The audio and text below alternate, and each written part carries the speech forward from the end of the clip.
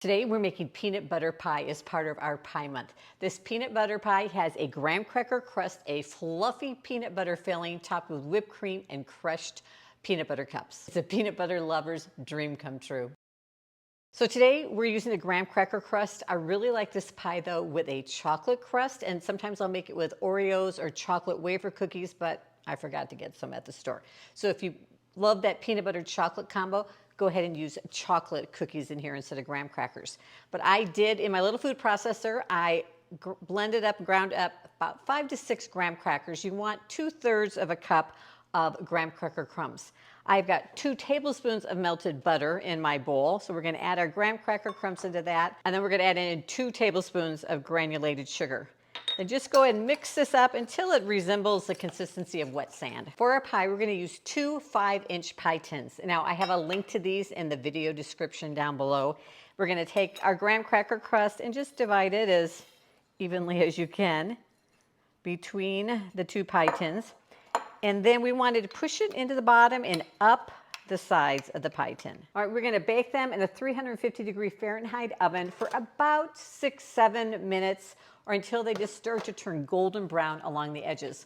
With my small batch pies, I love to put them just on a cookie sheet to put them in the oven. It makes it much easier to get them both in and out of the oven. For a peanut butter pie filling, I've got 2 ounces of softened cream cheese in my bowl.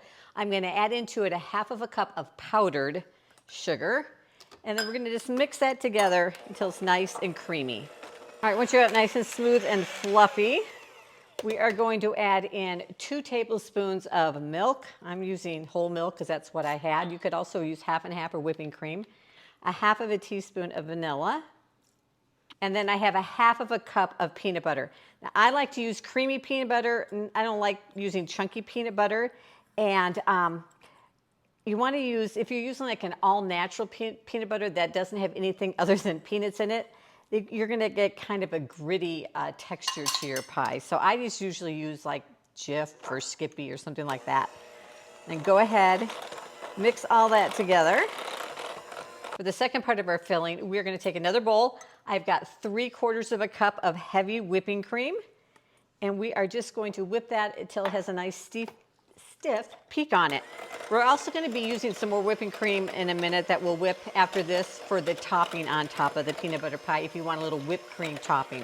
Then we're going to take our 2 mixtures, our creamy peanut butter one and our whipped cream. And I'm going to take just about 1/3 of the whipped cream out and then just gently fold it into the peanut butter. You want to fold, not stir, because you don't want to deflate that whipping cream because you want this pie to be nice and fluffy.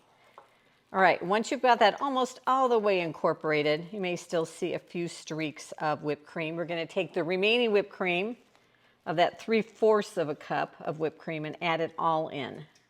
And then just go ahead and keep folding until you don't see any more streaks of the whipped cream and it's fully incorporated. All right, then we're going to take our 2 little graham cracker crusts, and we just want to divide this mixture in between the 2.